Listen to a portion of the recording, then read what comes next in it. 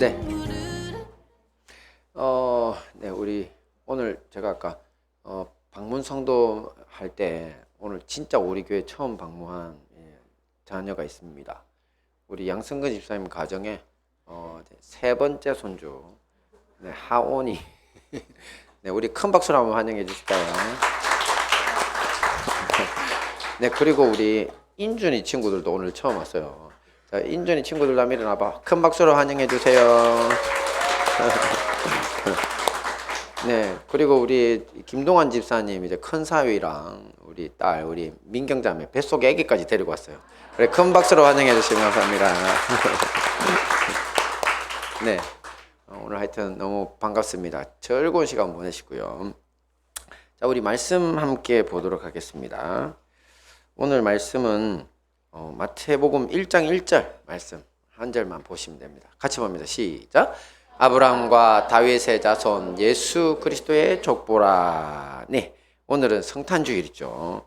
진짜 왕이 돌아오셨다는 주제로 오늘 함께 은혜를 나누도록 하겠습니다. 먼저 한번 봅니다. 시작. 가짜 왕들의 세상. 네, 예수님이 태어나시던 시절 이스라엘 나라의 왕은 헤롯이었습니다.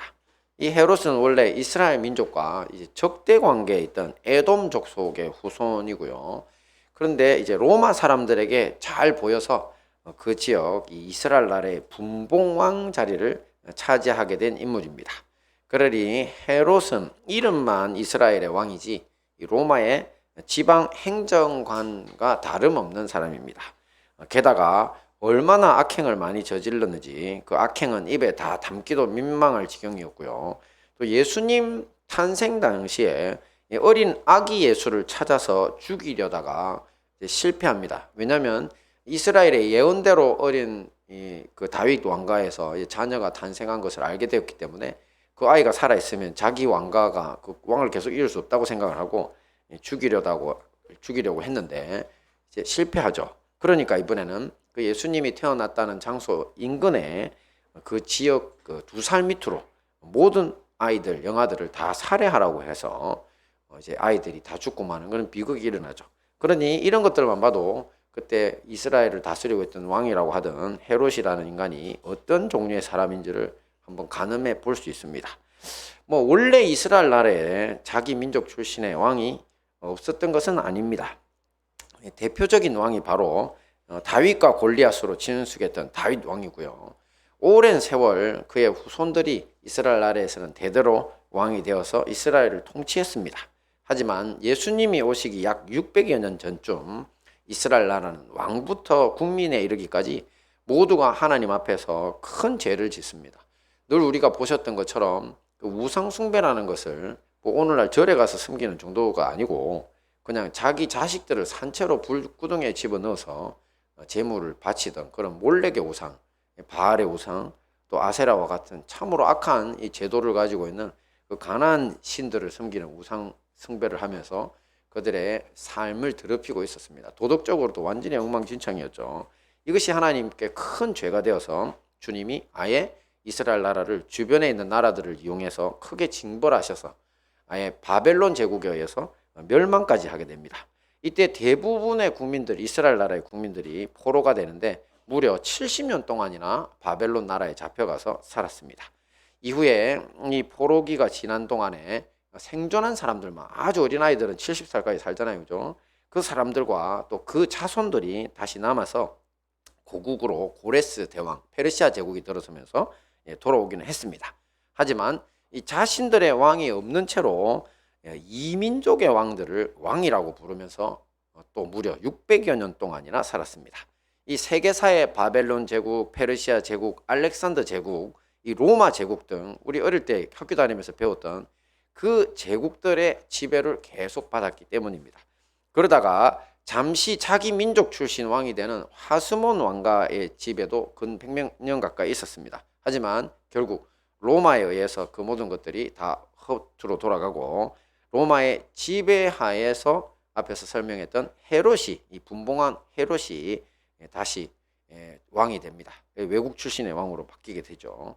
자, 원래 왕이란 어떤 존재냐면 그 나라와 민족의 안녕을 최우선으로 두고 자기 백성을 지키는 존재입니다.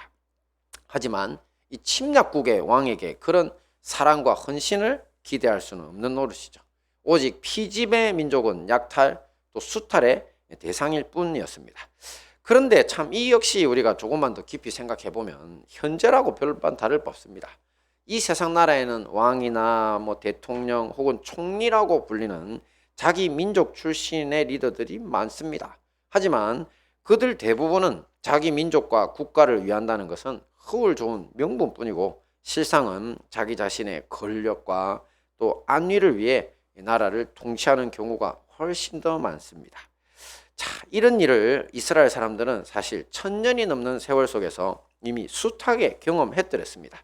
뭐 초대 왕이었던 사울 왕 때부터도 그랬고요.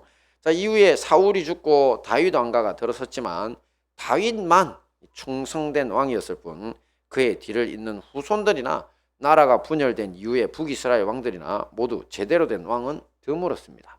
우리가 그 예로 바로 다윗 왕 바로 다음 왕이 솔로몬인데 지혜의 왕으로 칭송받지만 솔로몬이 바로 자식들을 불구덩이에 던지는 몰렉이라든지 이런 암몬 사람들의 신을 섬기는 것의 시초였습니다. 자기 후비들을 기쁘게 해주려고 그런 극악한 죄를 이스라엘에 들여오게 했던 사람이죠. 그러니 왕들이 어떤 삶을 살았는지 알 수가 있는 거죠. 그러니 예수님이 태어날 당시에 이스라엘 나라 사람들은 정말 다윗 왕과 같은 이 신실한 사람이 다시 나타나 주기를 기대하고 있었습니다. 그래서 그 신실한 왕이 돌아올 거라는 성경의 예언이 있었기 때문에 그 왕을 메시아라고도 부르고 그리스도라고도 부릅니다. 네, 메시아는 히브리어고요. 그다음에 그리스도는 기름 부음 받았다고 하는 헬라어입니다. 같은 말입니다. 그래서 우리가 예수님을 앞에 호칭을 뭐라고 부르죠? 그리스도라고 부르죠. 영어 성경으로는 영어 표현으로는 크라이스트라고 부르죠. 그게 바로 기름 부음 받은 왕인데 진정한 왕이다. 그분이 올 거다라는 예언이 이미 수천 년부터 있었기 때문에 기대하고 있었던 거죠. 자, 그런데 우리 민족의 현실도 한번 잠시 살펴보면 우리는 어떻습니까? 우리도 진짜 진정한 왕들이 그렇게 많이 있었나?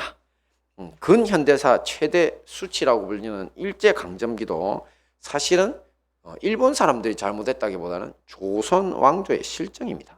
그때 얼마나 리더들이 극악하게 부패하고 악했는지 우리 현대사를 조금만 공부해보면 얼마나 엉망진창이었는지 알고요.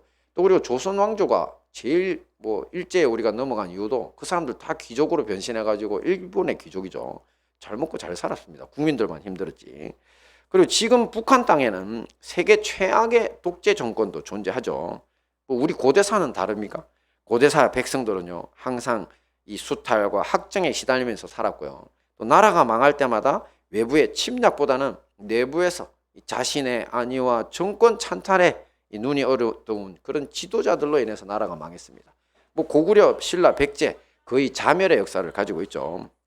자, 이렇게 우리나라를 포함하는 인류 역사는 백성들을 위하는 진짜 왕이 드물었다는 것을 보여줍니다. 자, 왜 그럴까요? 왕 되기 전에는 그렇게 대통령 되기 전에서는 다들 그렇게 멋있는 사람처럼 보였는데 되고 나면 엉망이에요. 자, 그 이유는 단 한 가지입니다. 바로 인류의 조상 아담과 하와 이후로 하나님의 영이 사람을 떠나시고 사탄 마귀가 줄곧 왕의 자리에 앉아 있었기 때문입니다. 이 사탄 마귀는 인간의 욕망과 영적인 허점을 이용해서 특별히 지도자들을 제일 먼저 붙잡습니다. 그래서 제가 진짜 이렇게 신기하게 생각하는 것이 국회의원들 중에도요 되게 처음에 나왔을 때 와 진짜 저 친구 진짜 머리가 영특하다 젊은 사람인데 그리고 정말 이제 마음이 발라 보인다 이랬는데 4년이 지난 후에 보면요 얼굴이 짐승처럼 바뀌어 있어요. 그러면 하는 일들 때문에 뉴스에 뜹니다. 짐승 같은 짓들로. 자, 그러니까 이게 뭐냐면 사탄 마귀는요 지도자들을 제일 먼저 유혹해서 잡아요. 그럼 사탄 마귀에게 붙들린 사람이라는 것을 알 수 있는 방법, 딱 얼굴 보면 짐승의 형상으로 바뀌고 있어요. 자세히 보세요. 제가 관상을 가르치는 것 같은데 관상이 사람 마음이 얼굴에 드러나죠. 진짜로. 그래서 여러분 지도자들 뽑을 때 그 사람 얼굴 좀 보세요. 보면 짐승같이 생겼으면 이미 마음속에 뭔가 역사가 일어나고 있는 거예요. 사람의 얼굴에 마음이 밖에 드러나게 되어 있습니다. 자, 그러니 사탄 마귀가 이런 인간의 욕망과 영적인 허점을 이용해서 지도자들의 영혼을 타락시키는 겁니다. 그러면서 교묘한 조종으로 사람들을 노예로 부리고 이 영원한 지옥으로 그 영혼들을 이끌고 있는 거죠. 자, 이렇게 마귀가 조종하는 세상에서 인류의 힘만으로는 도저히 구원의 희망이 없었던 것이 우리 앞에서 본 진짜 왕이 아닌 가짜 왕들의 세상이라는 거죠. 자, 이제 이런 현실에서 어떤 일이 일어납니까? 함께 봅니다. 시작. 진짜 왕이 돌아오셨다. 그렇습니다.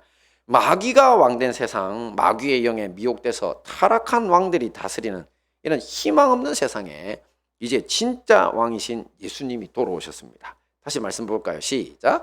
아브라함과 다윗의 자손 예수 그리스도의 족보라. 네, 오늘 본문 마태복음은 예수님을 다윗의 자손이라고 선포하면서 밑에 누구는 누구를 낳고 쭉 내려갑니다. 사실 제가 초등학교 때 성경 한번 읽어보려다 포기한 게 그것 때문입니다. 이거 한번 읽어볼래 했더니 계속 누가 누구를 낳았다 그러길래 아이고 못 읽겠다. 그래서 제가 던져버렸거든요. 네, 이게 바로 그 이유가 그 밑에 있는 이 족보가 바로 왕의 가계인데 우리나라 모르니까 뭐 우리나라 사람이 배우지도 않은데 알 수가 있습니까? 이 왕의 족보가 바로 어마어마한 겁니다. 왜냐하면 예수 그리스도, 예수라고 하는 메시아가 탄생하셨는데 바로 아브라함과 다윗의 자, 특별히 다윗의 자손이다. 그는 바로 왕가에서 태어나고 오리라고 하신 그 기름 부음 받은 우리의 구세주다라고 하는 선포가 바로 마태복음 1장 1절이었고요. 그 근거가 밑에 족보로 나타나는 겁니다. 자, 이제 예수님이 바로 그들이 학수고대하던 이제 다윗 같은 진정한 왕인데 이분을 맞이하라는 거죠. 자, 이에 더 나가서 예수님은 이스라엘의 왕을 넘는 우리 인류 전체의 왕으로 오셨음을 이제 수천 년 전 이사야 선지자는 예언하고 있습니다. 함께 볼까요? 시작. 이는 그들의 무겁게 맨 멍에와 그 어깨의 채찍과 그 압제자의 막대기를 꺾으시되 미디안의 날과 같이 하셨음이니이다. 어지러이 싸우는 군인의 갑옷과 피 묻은 복장이 불에 섭같이 살라지리니. 바로 메시아가 오면 이렇게 된다는 겁니다. 바로 인류가 경험한 악한 통치자들, 지금도 건재한 세계 구석구석의 악의 정권으로부터 예수님을 통한 해방에 대한 이야기를 지금 이렇게 미리 예언해 놓고 있는 겁니다. 이 목에 무거운 멍에라는 거 아시죠? 소 같은 짐승 위에다가 큰 나무로 이렇게 딱 올가면은 마치 사람으로 치면 수갑이나 마찬가지입니다. 딱 그걸 메어놓고 온갖 것들을 해서 막 끌고 다니게 하죠. 자, 그리고 학정의 채찍, 또 압제자의 막대기, 이런 것들은 이 세상의 악한 왕들이 사람들을 통치하는 수단이죠. 그들은 자신들의 욕심을 채우려고 백성들을 무장시킵니다. 칼과 창과 방패를 들게 하고, 그리고는 잘 살고 있는 이웃 나라를 쳐서 너나 할 것 없이 다치고 죽어서 이 갑옷, 의복에는 피가 물들어 있습니다. 자, 모두가 다 누구의 조종에 의한 거라고요? 사탄 마귀의 조종에 의해서 그런 겁니다. 하지만 이제는 상황이 바뀌었다는 거죠. 바로 인류의 타락 때문에 우리를 떠나가셨던 창조주 하나님이 이제 사람의 육신을 입고 다시 돌아와서 거짓 왕인 마귀를 그 왕좌에서 몰아내고 태초에 우리를 창조하셨을 때처럼 다시 우리의 왕이 되셨다는 선포인 겁니다. 자, 다시 오신 예수님은 전쟁의 왕이 아니라 평강의 왕으로 오셨습니다. 하지만 모든 전쟁에 능하십니다. 왜? 사탄 마귀가 일으키는 것들을 다 제압하셔야 되니까. 예수님을 통해 이제 모든 세상의 압제와 전쟁이 멈추는 날이 곧 찾아올 것입니다. 이 무거운 이 멍에는 벗겨지고 학정의 채찍, 또 압제자의 막대기는 부러지고 피로 물든 갑옷과 의복은 다 불에 태워지는 거라고 지금 이사야 선지자가 선포하고 있는 거죠. 자, 이 일은 2000년 전 예수님이 이 땅에 오셔서 인간의 죄를 대신해서 십자가 지시고 부활하심으로 시작됐습니다. 자, 이 세상의 왕과 사탄 마귀는 우리의 희생을 요구하는데 예수님은 자기가 희생하심으로 우리를 구원하신 겁니다. 이것으로서 하나님이 인간을 떠나갈 수밖에 없었던 죄의 문제를 본인이 직접 해결해 주신 겁니다. 그리고 이 평강의 왕의 사역은 이제 완성을 향해 달려가고 있죠. 사람과 사람 사이를 갈라놓은 인종과 문화, 또 계급, 또 온갖 이념과 가치관의 벽을 허물고 이들을 화평케 하기를 지금 2000년 동안 해오고 있습니다. 자, 평화의 왕이신 예수님이 통치하시는 세상이 이제 시작이 된 것입니다. 그래서 평화의 방법으로 복음이라는 것을 통해서 온 세상을 정복하고 있는 거죠. 자, 이런 세상, 예수님이 통치하시는 세상을 우리는 하나님의 나라라고 부릅니다. 이 세상에 어떤 왕의 나라도 아니고 또 더더욱 마귀의 나라가 아닌 예수님이 직접 통치하시는 나라를 하나님의 나라라고 부르는 겁니다.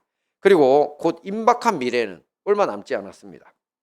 예수님의 재림과 함께 재창조의 세상인 새하늘과 새 땅을 우리에게 이루어 주실 것이라고 했습니다.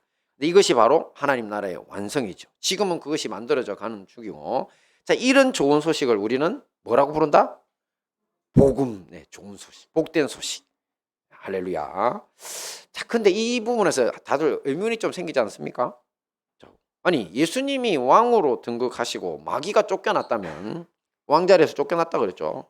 그럼 이 세상에는 평화만 있어야 되는데 아직도 전쟁과 기근과 온갖 악이 횡행하는 것은 도대체 뭐 때문이냐는 거죠. 그렇죠? 거기에 대해서 하나님의 말씀은 분명한 답을 주고 있습니다. 그것은 마귀가 왕좌에서 쫓겨났지만, 인간을 좌우지우지하는 왕좌에서는 쫓겨났지만 폐위됐다 그러죠. 아직 제거되지는 않았기 때문입니다. 요한계시록 말씀 한번 볼까요? 시작. 큰 용이 내쫓기니 옛 뱀 곧 마귀라고도 하고 사탄이라고도 하며 온 천하를 꿰는 자라. 그가 땅으로 내쫓기니 그의 사자들도 그와 함께 내쫓기니라. 그렇죠. 쫓겨났다 그렇죠.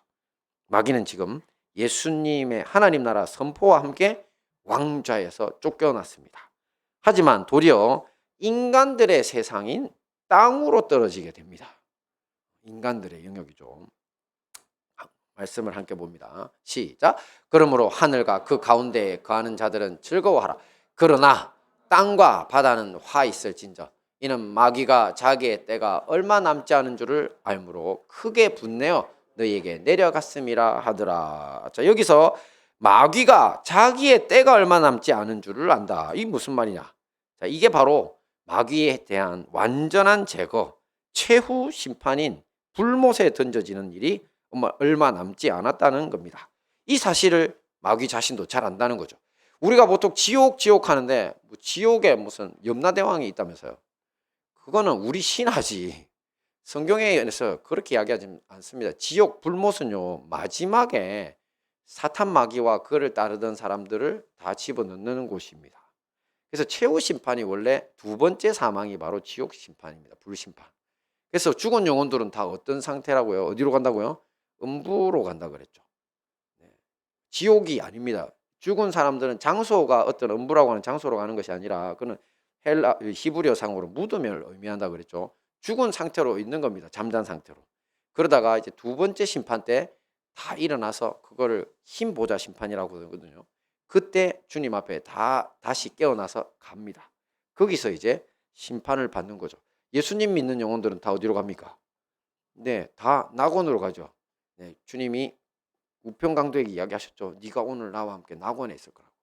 그래서 잠자는 상태에 있는 예수님 밖에서 죽은 사람들, 또 그리고 우리처럼 그리스도 안에서 이제 돌아가신 분들, 그런 분들은 다 서로 상태가 바뀌는 겁니다. 자, 이것을 사탄 마귀가 잘 아는데 자기 운명은 뭐라고요? 앞으로 저 불못입니다. 영원한 불못입니다. 그것도 꺼지지 않는 불못. 그러니까 저기로 들어가야 된다는 사실을 잘 알고 땅에 떨어져서 분노하고 있는 상태입니다. 그러니 최후의 발악으로 더 많은 전쟁을 일으키고 더 많은 재앙을 일으키면서 하나님의 백성이라고 할지라도 타락하도록 미혹하고 있는 겁니다. 이 멸망을 앞두고 횡포를 부리는 거죠. 그뿐만 아니라 한 사람이라도 더 타락시켜 함께 지옥으로 가기 위함입니다. 근데 어떤 분들은 그 마귀가 그런 걸 잘 알면 사랑이 많으신 하나님 앞에 회개하면 되지 않아요? 이렇게 이야기를 하시더라고요. 아주 정확한 포인트입니다. 사탄 마귀를 회개하면 되죠, 그죠? 근데 죄송하지만 짐승은 회개를 못합니다. 그게 문제입니다. 우리 죽은 사람들도 회개 못합니다, 그죠? 우리가 살아있는 동안만, 우리의 양심이, 그것도 양심이 살아있는 동안만 회개가 가능한데, 인간 중에도 양심이 죽어버린 사람을 우리는 요즘 사이코패스 이런 표현을 쓰죠. 무슨 짓이든 하잖아요. 인간이 아닌 짐승 짓을 하죠. 그래서 짐승으로 타락하고 난 다음에는 다시는 구원의 가능성이 없습니다. 그래서 마귀가 하나님 앞에 회개 못하고 분노만 저렇게 터뜨리는 이유가 저겁니다. 그래서 다 같이 죽자가 지금 마귀의 전략이거든요. 자, 이런 때 우리는 어떻게 해야 합니까? 마귀를 두려워할 것이 아니라 옳은 행실과 굳건한 믿음으로 예수님의 통치 아래로 옮겨야 됩니다. 우리가 회개하고 우리 예수님이 우리를 위해서 오신 그 사랑에 우리가 우리 자신을 맡기면 된다는 거죠. 그러면 예수님이 마귀로부터, 이 땅에 떨어져 있는 마귀, 그렇다고 또 마귀가 막 돌아다니면서 여러분 집에 있는 것도 아니고 여러분 곁에 있지도 않습니다. 그걸 아셔야 합니다. 제가 늘 강조하지만 마귀의 다른 이름 뭡니까? 바알세북. 바알세불이라고도 하고 부비라고 하는데 히브리어 원어로는 파리 대왕이라고 그랬죠. 똥파리. 똥파리의 특징은 뭡니까? 똥파리는 똥냄새를 맡고 옵니다. 썩어야 오는 거죠. 그래서 죄 짓고 악을 행하는 곳에 마귀가 갑니다. 마귀는 전지전능한 존재가 아니기 때문에 하나님의 특성 중에 전지전능이 뭡니까? 모든 걸 아신다. 그 다음에 무소부재, 어느 장소에도 계신다. 그죠? 전지전능, 무소부재, 지존무상. 지극히 존귀해서 비길 자가 없다. 이 세 가지가 하나님에 대한 신성이거든요. 근데 마귀는 거기에 발끝에도 못 미칩니다. 나중에 요한계시록을 보시면 천사 하나가 내려와가지고 마귀 목에다 쇠사슬을 걸고 끌고 가죠. 개 정도밖에 안 됩니다. 끌려갈 때.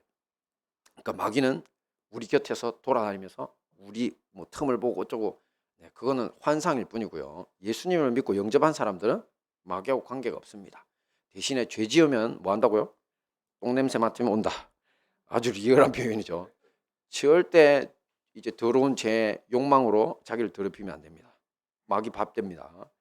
자, 그러니까 우리는 마귀를 두려워할 필요 없이 예수님 곁에 있고 그것을 위해 옳은 행실과 굳건한 믿음으로 주님의 통치 아래 거하기를 힘쓰면 된다는 겁니다. 함께 봅니다. 시작.